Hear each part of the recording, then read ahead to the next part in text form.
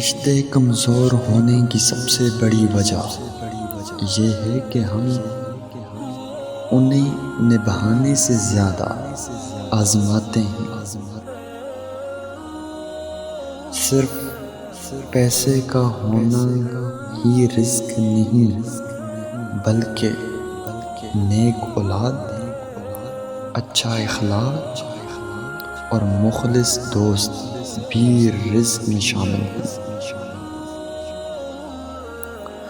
لوگوں کو دوسرے کے بدلے ہوئے رویے نظر آتے ہیں اور اپنی حرکتوں کا پتہ نہیں ہوتا جو اس تبدیلی کی اصل وجہ ہوتے ہیں۔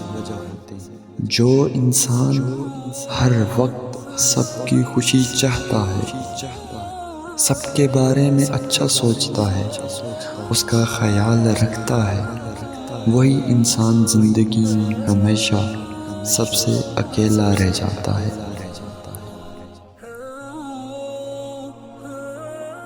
اگر تم سے کوئی ناراض ہے اور اس کو یہ غرور ہے کہ تم ہی اسے مناؤ گے، تو تم اس کے غرور کو ٹوٹنے مت دینا۔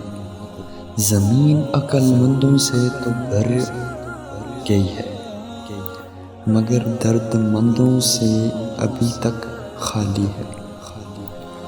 اگر کوئی کسی کے جذبات کے ساتھ کھیل کر خود کو تیز ترین انسان سمجھتا ہے تو وہ تیز ترین نہیں بلکہ گھٹیا ترین انسان ہے۔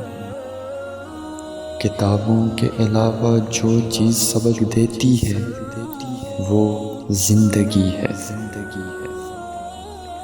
ہماری خواہش ہماری قسمت کے آگے سر جھکا لیتی ہے، پھر ہمارے چاہنے یا نہ چاہنے سے کچھ نہیں ہوتا۔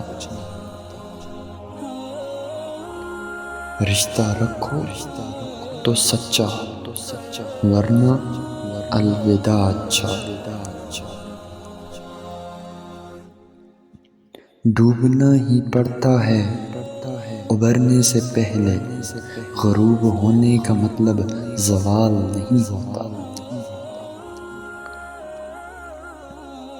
شکر ادا نہ کرنا بھی ایک بیماری ہوتی ہے، ایسی بیماری جو ہمارے دلوں کو روز بروز کشادگی سے تنگی کی طرف لے جاتی ہے، جو ہماری زبان پر شکوے کے علاوہ کچھ آنے نہیں دیتی۔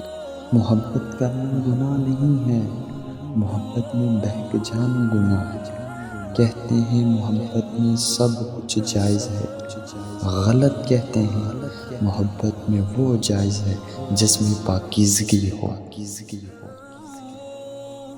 جو لڑکی گھر میں پہننے والے عام سے جوڑے کے لیے 40 ڈگری میں پورا بازار کھنگال سکتی ہے، وہ اگر تمہیں اپنی زندگی میں شامل کرنے کا فیصلہ 2 منٹ میں لیتی ہے تو اس کے اس فیصلے کو معمولی مت سمجھنا۔ تھوڑی دیر لگے گی مگر سب ٹھیک ہو جائے گا، تم جو چاہے وہ مل جائے گا۔